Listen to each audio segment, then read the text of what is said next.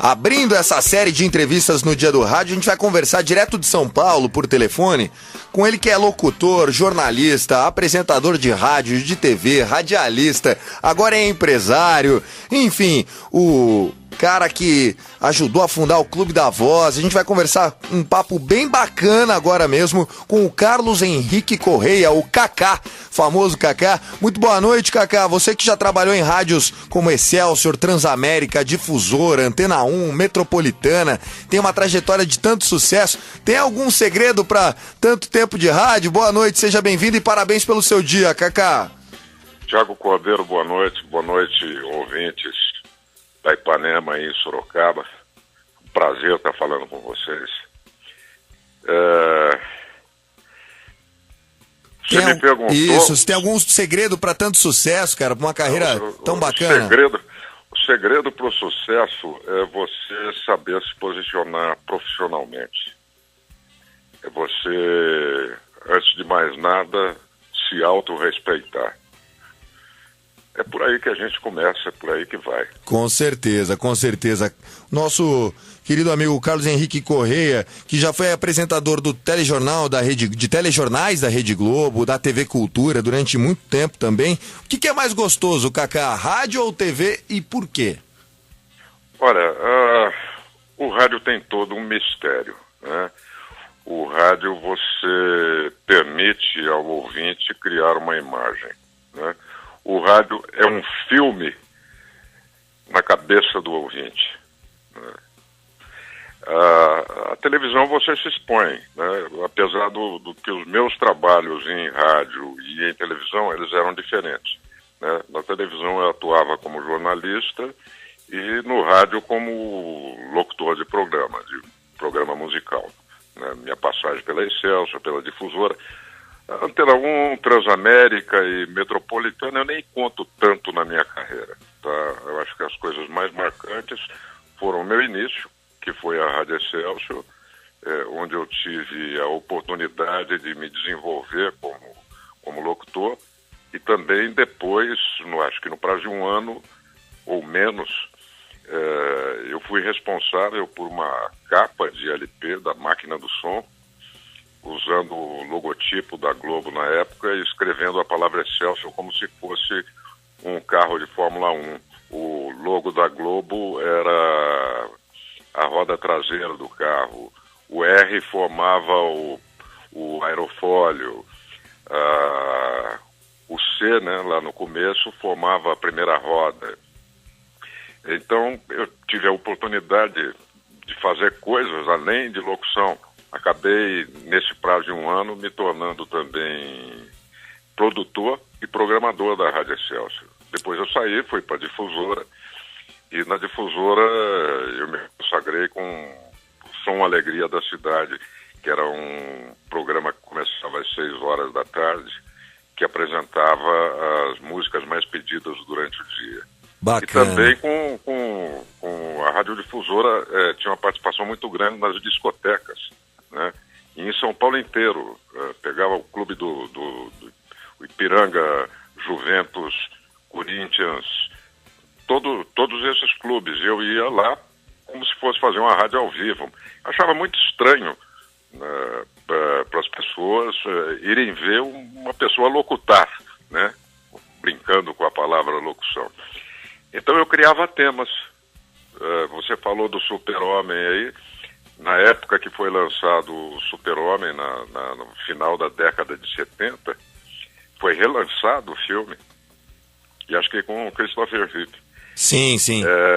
Eu fiz o Super Kaká. Então eu entrava de paletó, gravata, em cima da caixa de som, um telefone, falando ao telefone, e de repente as luzes apagavam, tinha um estouro de pólvora, e eu pulava da caixa até lá embaixo, já de Super-Homem. Que bacana, uma produção, né? Uma produção. Então eu inventava. Então, era Kaká e as odaliscas de Bagdá, eu entrava sendo carregado com uns escravos negrões fortes, e as meninas de odalisca me dando uva, maçã e tal. Sim, e eu vestido de árabe, né? Que bacana, que bacana. Foram coisas muito legais, marcantes, divertidas, e que, de certa forma, deram margem para outras rádios também começarem a participar, fazer baile. Mas no curto e grosso, Cacá, melhor fazer a rádio ou melhor fazer TV? São coisas diferentes. Muito diferentes, né? Mas com relação à minha pessoa, eu me considero muito criativo, né? Então, eu usava, tanto na televisão quanto no rádio, o ponto em comum para mim era a criatividade. Ela no rádio se dava por slogans, se dava por vinhetas, se dava por frases, por estilo, né? E também, às vezes, meus palpites na programação.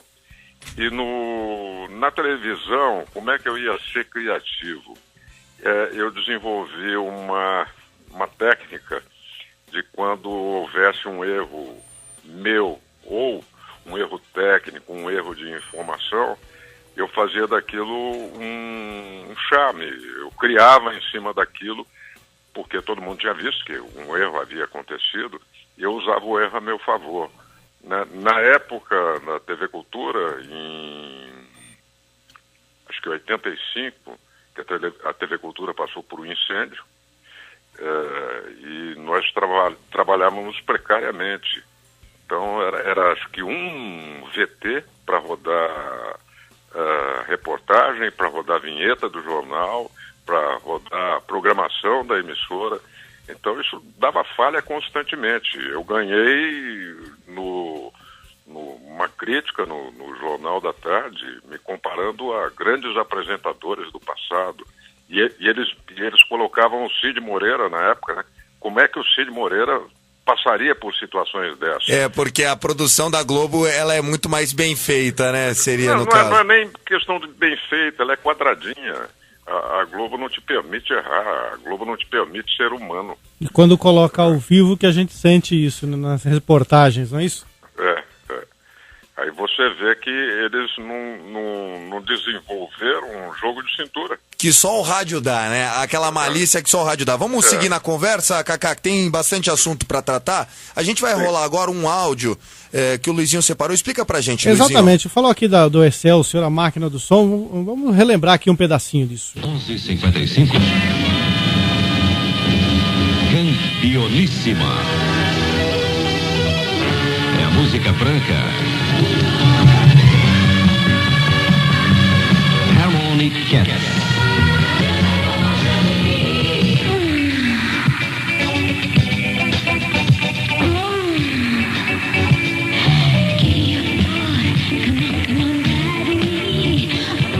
Cacá, que ano que foi isso?